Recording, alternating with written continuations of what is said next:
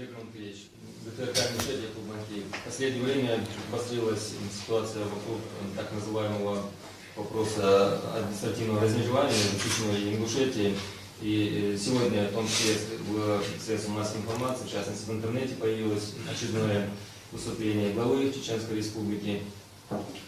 Известно, что вы выдержали некую паузу в этом вопросе, и в месяц Рамадан не стали отвечать на довольно резкие заявления главы Чеченской Республики. Вы рассчитывали на то, что страсти в интернете там не затихнут, и не кажется ли вам, что вот ваш такт, который вы в этом вопросе выбрали, неправильно интерпретировали в Чечне? Ну, сейчас я могу понять для себя, хотя и сейчас не хочется резко высказывать, я противника, вообще вам скажу, противник того, чтобы первые лица вот так огульно, непродуманно обвиняли не только друг друга, но и целые народы, прикрываясь какими-то там братскими отношениями в кавычках.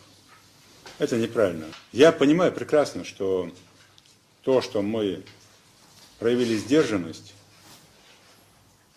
это посчитали за слабость. Неправильно.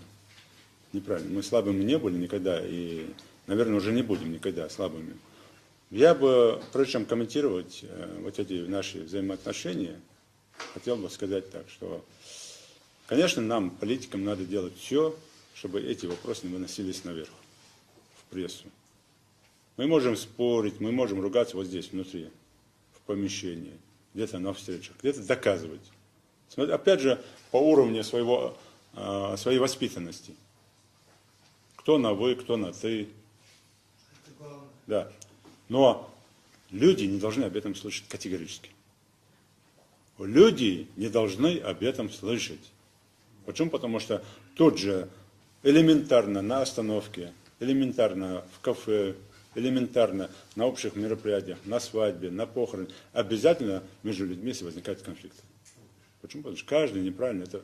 Тем более надо понимать, что есть третья сила, которая эту ситуацию всегда использует. Это на его официальном сайте, это он реально говорит.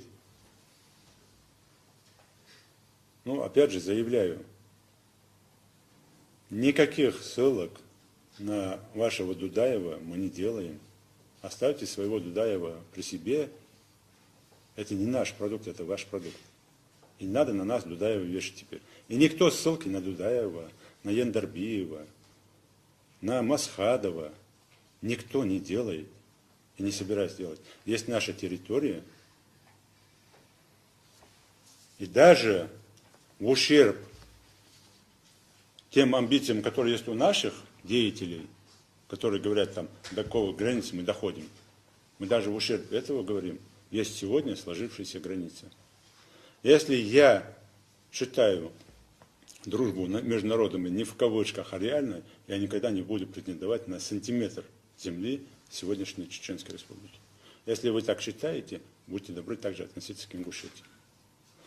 Заявление такого плана, как все знают Сунжинский район, часть Малгобекского района, чеченские земли, это не более чем неуважение к нашему народу. Поэтому убедительно прошу еще раз, как руководитель субъекта, воздержаться от таких заявлений. Пусть это заявит кто угодно, но не глава республики. Это ошибка, это политическая ошибка. Я чисто повторяю его там слова какие-то. Нет никаких эмоций. Совершенно. Я уже прошел это все. Есть диалог, повторяю еще раз. Попытки постоянно обвинять нашу сторону в чем-то, они шли, идут давно. В рамках тех вопросов, которые здесь обозначаются, поясняю для всех, есть закон по местному самоуправлению. В этом законе четко прописаны вещи, когда, что и где делается. И комиссия по вот этим вопросам у нас создана в 2009 году. И комиссия давно уже работает. Почему сегодня только в руководстве Чечни проснулся, это я тоже не понимаю.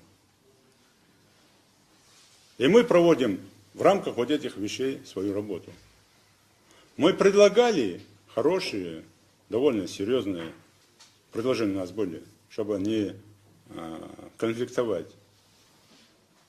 Нас не послушали. Есть свой рецепт у руководства Чеченской Республики Кадырова, пожалуйста, предлагайте. Мы послушаем. И сегодня есть, как никогда, историческая возможность руководителям обеих республик сесть и договориться. Если договариваемся, значит, наши братские отношения укрепляются не только на словах, а на деле. Если не договариваются, значит, это будет неправильно. Я повторяю, мы делаем в рамках закона. И как один из вариантов, раз уж там Кадыров рьяно хочет выйти на уровень руководства российской по определенной границе, мы к этому давно идем. В рамках закона по местному самоуправлению, когда мы все завершим, мы выйдем с предложением. Мы неоднократно обращались сейчас к стороне с вопросом определения административной границы, предлагали построить дом дружбы, наладить там общение в сфере образования, медицины, спорта, культуры для развития нашей общевойнарской. Но почему-то чеченская сторона до сих пор отказывается от этого предложения. Ну, знаете, мы не то что неоднократно, вы знаете, как я отношусь и относился к тому, что делается в Чечне. И если бы я не видел бы, не оценивал бы те положительные моменты, я бы, наверное, туда там целое министерство, ведомство, правительство не отправлял бы учиться опыту, который там есть. Не завидую, а наоборот радуюсь успехам. Я один раз предложил товарищу Кадырову, когда вот эти разговоры пошли о том, чтобы снова объединиться, или по земле, или по территориям, я предлагал такой вариант.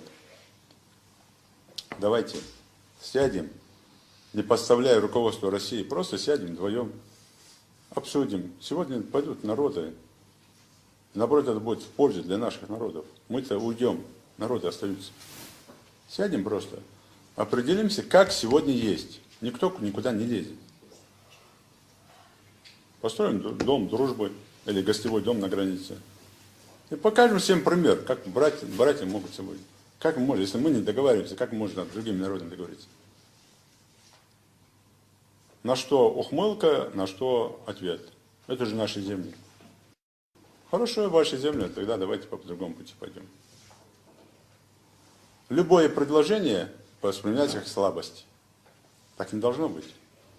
То, что мы делаем, то, что мы предлагаем, воспринимается так. В том числе вот эти заявления, которые в первом, я не знаю, какая самостоятельность, от кого самостоятельность, мы вместе жили 70 лет. Это все воспринял Кадыров на себя. Мы не самостоятельно не от Чечни получали, а мы получали, как завещали наши предки, как с самого начала мы начинали, как самостоятельный субъект Российской Федерации.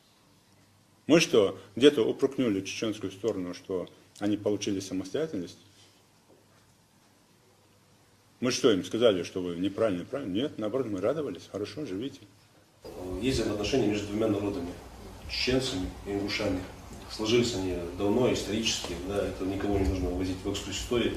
Последний вот пример того, что особенно после чеченского, то есть боевых действий Чеченской Республики, мы все знаем, что большинство чеченских беженцев находились на территории Ингушетии, что ингуши приняли и долгое время не находились на нашей территории. С тех пор и знаем, например, на нашей территории много находится чеченцев, которые занимаются, живут здесь.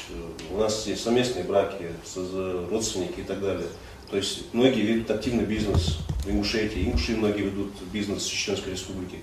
Не повлияет ли вот ваши отношения, имеется руководство Ингушетии и Чеченской Республики, на взаимоотношения двух братских народов в том плане, что взаимоотношения активной части населения? Многие там пытаются сказать там, в каких-то вещах в интернете, везде, что это Кадыров, Евкуров сами между собой разберутся, народы как жили. Не будет так, не бывает так. Кадыров, Евкуров отдельно и эти все. Нет. Даже простые люди, когда между собой стыкуются, и то кто-то вмешивается в конфликт этим. Конечно, этого нельзя допустить, поэтому мы со своей стороны максимально предлагаем вот такие вещи. Чтобы давайте сядем. А если мы так сделаем, как я говорю, может быть другой вариант у чеченской стороны, пожалуйста, обсудим, сядем, проговорим. Но когда это официально все сказано, в одном случае, во втором, то я здесь вижу, что к этому все шло. Даже первое заявление по поводу бандитов, которые якобы у нас тут, это я должен был первый встать и сказать, почему ваши бандиты у меня в галашках, к примеру. Почему ваши бандиты у меня на территории республики? Заберите своих бандитов, перекройте границу. Тут ориентиры перепутали, или нас же обвинили в этом. Этим заявлением мы провели в Ингушетии спецоперацию. Да даже если бы это было, это опять же подчеркивает полное неуважение к нашему народу. Вот мы приехали вглубь Ингушетии и провели в Галашках спецоперацию. Я-то наоборот послушал там просьбу, пошел навстречу и получил какой подарок. И понимал, что все идет к территории. Почему? Потому что опять там была территория. Не надо этого делать. И чтобы этого конфликта не было, я подчеркиваю еще раз, мы выходим с такими предложениями. Чтобы подать пример другим народам. Будете ли вы, как глава Республики Ингушетия, обращаться в федеральный закон, чтобы в соответствии с законом решили вопросов установления административных границ? Есть субъекты Российской Федерации и попытки там различным уровням руководителей. Вот мы в Анахе между нами, между двумя братьями родными, у которых и мать одна, и отец один, забор есть. Никто не ущемляет границы, она еще больше скрепляет взаимоотношения между народами. Никого это не ущемляет, наоборот, скрепляет взаимоотношения. От того, что есть на бумаге утвержденная граница, никаких лишних постов. Наоборот, все посты уберутся. Наоборот, уйдет угроза того, что кто-то может претендовать. Наоборот, те, у кого в голове аппетиты какие-то на какие-то куски земли, они уйдут. Все смирятся с тем, что все. И вы увидите, насколько еще дружнее будут там наши народы. Вот об этом надо думать.